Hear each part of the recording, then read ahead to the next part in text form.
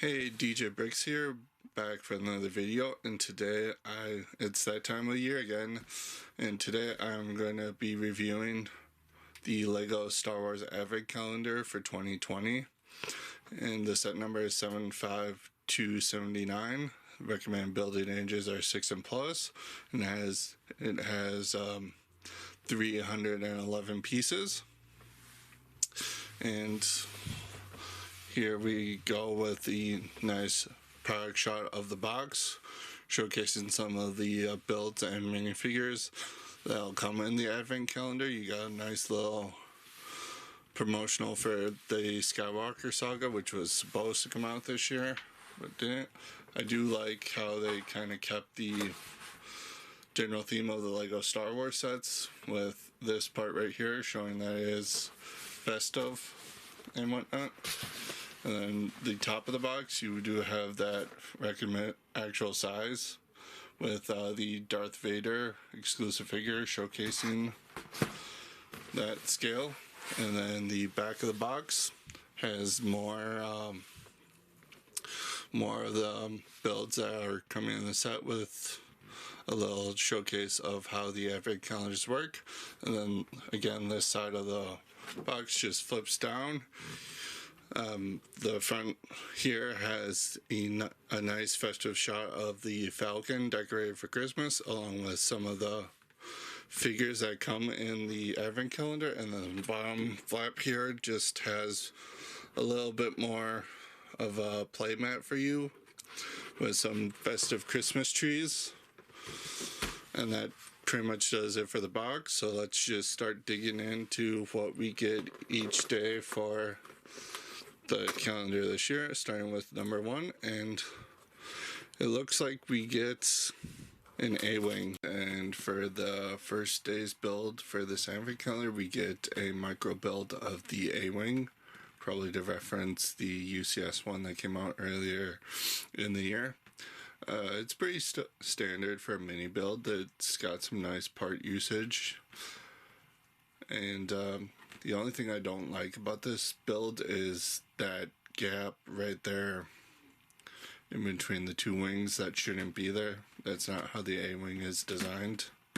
And I think they could have maybe used a different piece here to avoid that gap, but aside from that, that's pretty much a standard build. And let's move on to day number 2. So from now on, I'm just going to be opening up each day off camera and building it and reviewing it afterwards, just to keep the video's length down. So on day 2 here, we have our first minifigure of the Advent calendar, and it's one of the exclusives. It's Poe Dameron in his Christmas jumpsuit, his ugly Christmas sweater. And for accessories, he just has a red coffee cup. Pretty standard piece, and then the small Star Wars blaster. He has plain red legs there, and then that torso is very nicely printed. It's one of those pop culture Christmas sweaters that's becoming very popular, and you can see it's very nicely Christmas print with BB-8 in the center for him, which is very character specific. And there is the back torso printing, and then the head and hair is just the same Poe Dameron set we've been getting since his first appearance in 2015 with the Force Awakens sets. And then there's his alternate head if you haven't seen it by this point. But day number 3 is the Lars Homestead. It's something we've never gotten in LEGO before, but it is nice seeing in this calendar. You get a nice assortment of pieces to represent the homestead. Nice dark tan for the sands of Tatooine. The actual hut is made up of a couple slope pieces, but it's very nice and effective. You got a moisture evaporator here, made up of a couple of basic pieces, and that is just attached to one of those 2x2 rounded plates with a hole in the center. But that does it for day number 3.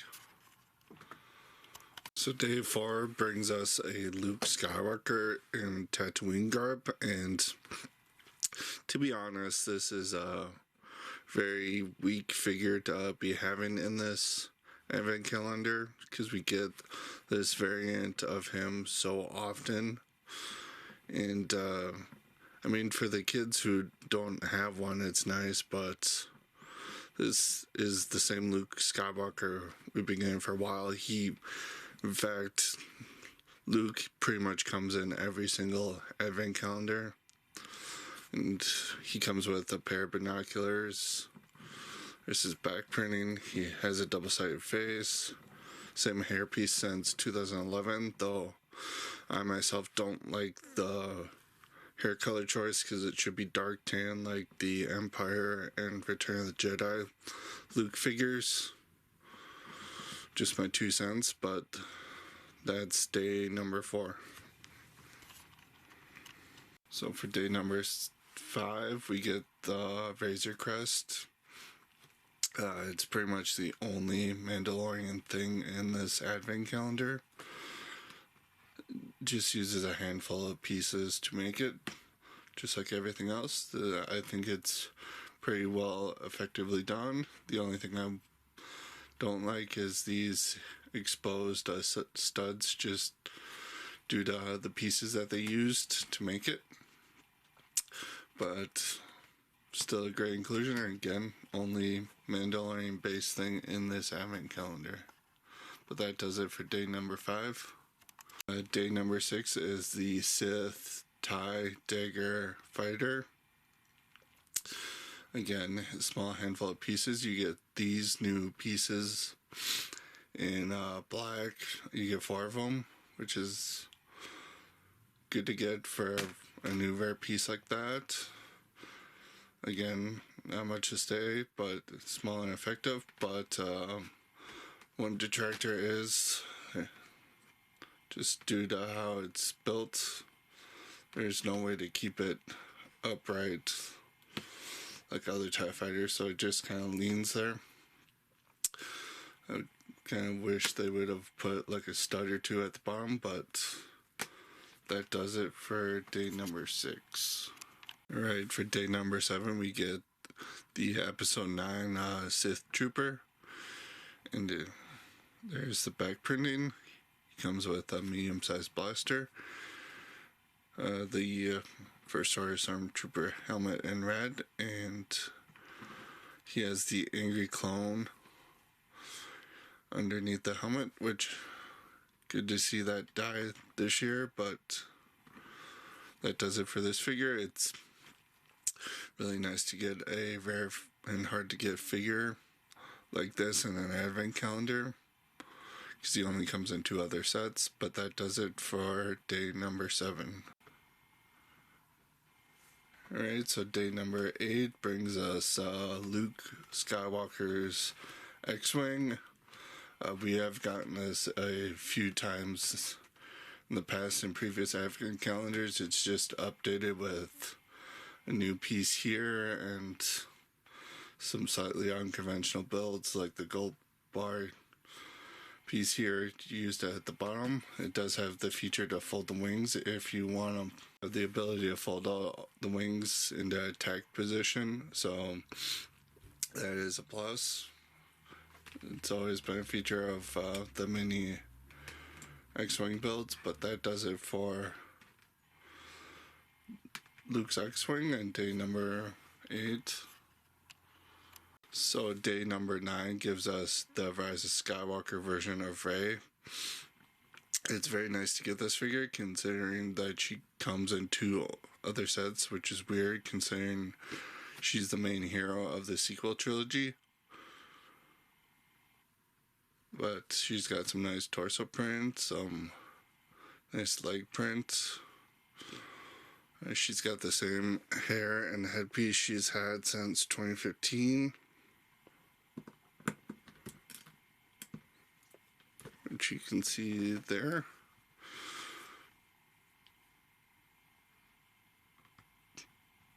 But not much else about this figure, but I would have liked to have seen her actual lightsaber from the end of the movie, not the Skywalker family lightsaber. But that does it for the number 10 brings us Dio with a Santa hat on.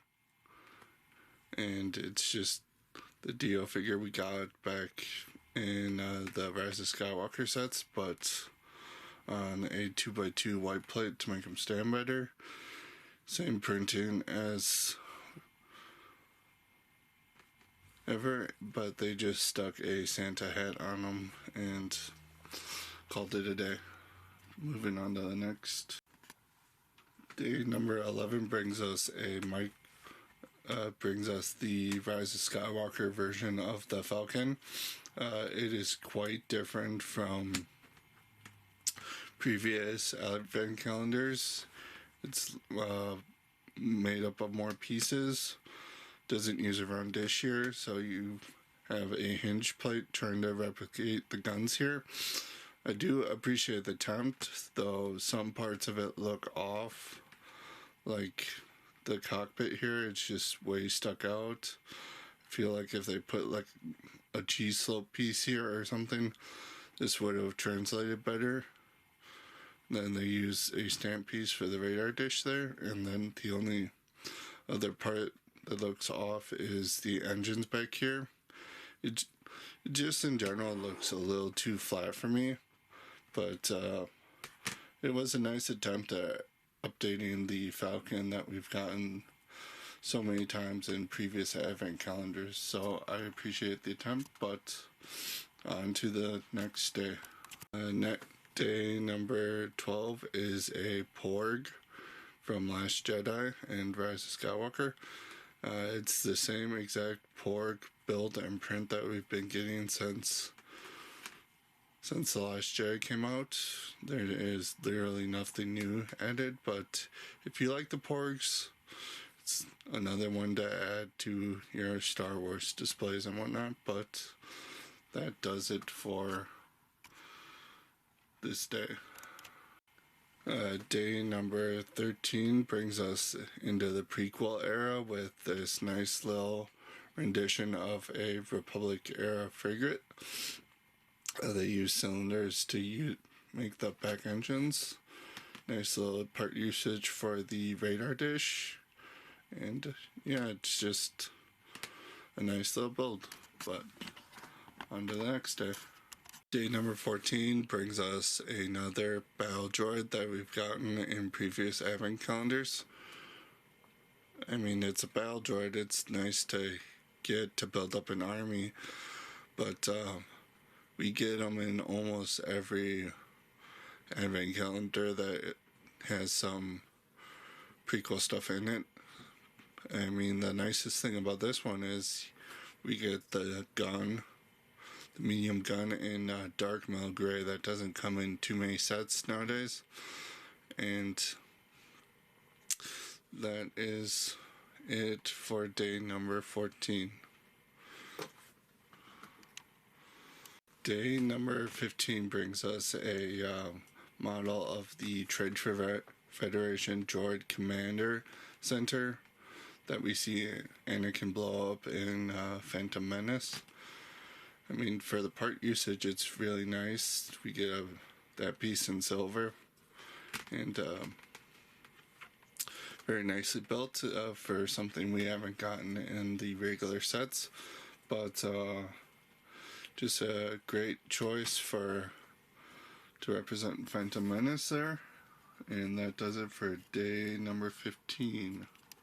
Day number 16 brings us another rendition of Anakin's Pod Racer that we haven't gotten since the 2012 calendar, but with a few new pieces that they've created, it does work a little bit better. It is a little front heavy though, and they use a tan 1x3 to represent the sand to make it look like it's floating, but yeah, instantly recognizable right off the bat, just like a good Micro Model should be. But that does it for day 16. Number 17 gives us a nice pit droid We haven't gotten a pit droid for the prequel trilogy since the Phantom Menace sets came out in 1999, early 2000s. It's a really nice update to the figure using only a handful of pieces, but it gets the job done, and I like its inclusion here. And that does it for day number 17. Day number 18 brings us into Empire Strikes Back for the 40th anniversary of that movie this year, and we get another Advent calendar rendition of the Snowspeeder. It's only been updated with a couple of newer pieces, but it looks nice. It gets the job across. I feel like I've been saying that a lot about this Advent calendar, but there's not much you can say for mini models like this. But that does it for day number 19. Day 19 brings us a Tauntaun, but with a festive twist. That twist being that it has a red nose at the front, kind of like Rudolph, and that's about it. You have some nice slopes here representing the tail and whatnot. You have a nice brown tile to at least simulate the saddles that the Tauntauns have on them. You have an ingenious clip here representing the hands, and then you got a couple horns. And then you can even move the head, which is nice.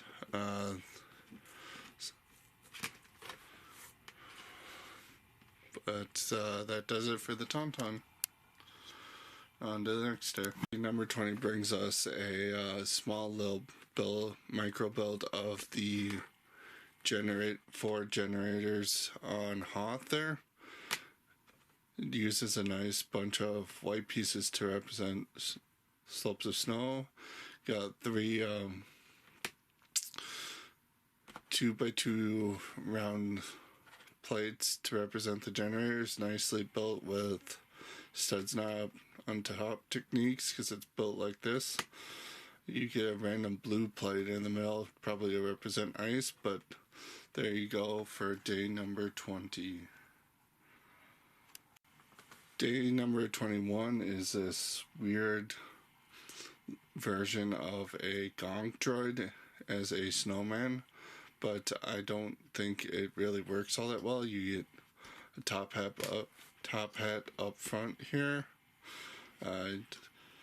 You have a couple of the stem pieces in green, but if they were really fully going the snowman route, they should have been brown. And then the carrot just sticks way out here instead of being something smaller. It's just weirdly proportioned, and I don't think this came across very well. But let me know what you guys think in the comments below. But that does it for day number 21. Day number 22 comes with the new Stormtrooper with the controversial dual molded helmet. I actually like the helmet. It doesn't bother me whatsoever. It looks a lot more accurate to the source material. It helps get more details onto it, and I don't agree with most public opinion, but torso and legs are the same as they've been. It comes with a short, the medium-sized Star Wars blaster, and then taking his helmet off, you can see he has the Angry Clone, which LEGO stopped doing this year and started recognizing that these are individual people, not clones. But that does it for day number 22. 23 is a micro build of Darth Vader's castle and his TIE Advanced Fighter, that based off that set that came out a couple years ago. That was retail exclusive to Amazon, but The TIE Fighter's kind of nicely done for the pieces used, but doesn't really look like the TIE Fighter, but that's neither here nor there. They use a nice bunch of studs, not on top techniques to create the castle here, and it looks really nice. It's by far and away one of my favorite builds of this advent calendar, even though it's very simple but effective, and it gets the job done. And that does it for day number 23. And here we have the day number 24, Christmas Eve. We have our big Christmas variant for the 2020 Advent Calendar, and it is Darth Vader, like Poe Dameron is in a pop culture Christmas sweater. His is in red here, and you have the Death Star instead of BB-8. The legs here are the same from earlier in the year from his earlier sets, and he has some nice back printing there. And of course he comes with his red lightsaber, and he has the helmet that he's been using since 2015, which is in 2C. He has the same head that he's been having since 2015, which is nice. And that does it for this figure. And that does it for the Advent Calendar. So let's go into my final thoughts for the Advent Calendar this year. Before we get into my final thoughts, let's check out the extra pieces. Not too much of note here. You do get the extra bottom half of Vader's mask every time we get that. A couple of lightsaber hilts in different colors, both in pearl silver, one each of the battle droid arms, various studs in different colors, the stamp piece in a couple different colors. We get this awesome piece in a couple different colors, and you get the stamp piece and an extra tab in blue, extra Technic pin, but fairly basic assortment of extra pieces. And that does it for that. So let's officially move on to the final thoughts. Before we get into my final thoughts on the 2020 Star Wars Advent Calendar, throughout all the days you could open up, there was a 7-letter code for the Skywalker Saga upcoming game that was distributed throughout all the days, and that code is Life Day. I will put it at the bottom of the screen there. But it apparently unlocks the Snowman Gonk droid as a playable character for the game. But going into my final thoughts for this Advent Calendar, it's very much a mixed bag. There's some good, there's some bad.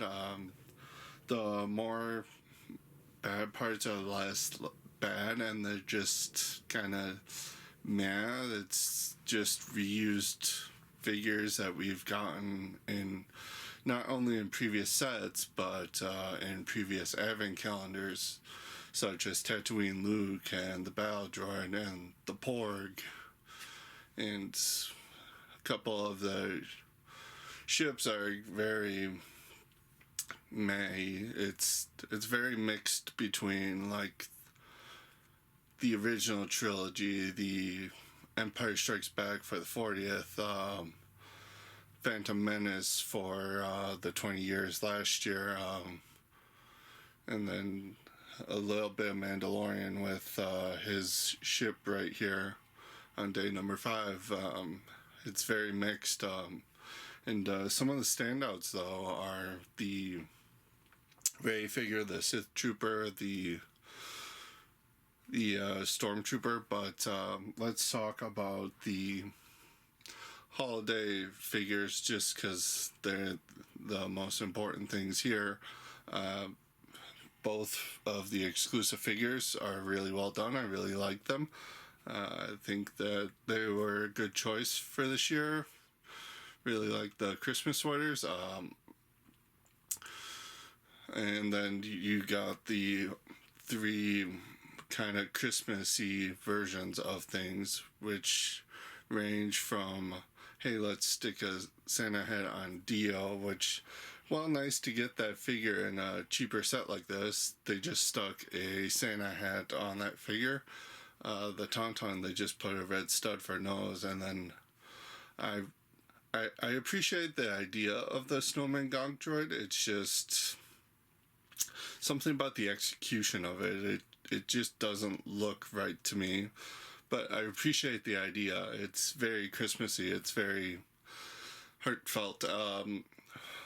Other things that I don't like, Rey could have come with her yellow lightsaber instead of the traditional blue one. I think that was a giant missed opportunity since this came out a full year after the movie, and it may be one of the last times we get a Rey figure specifically from that movie. But all in all, based off my rating system for advent calendars, the 2020 calendar gets a solid 6 out of 10 from me.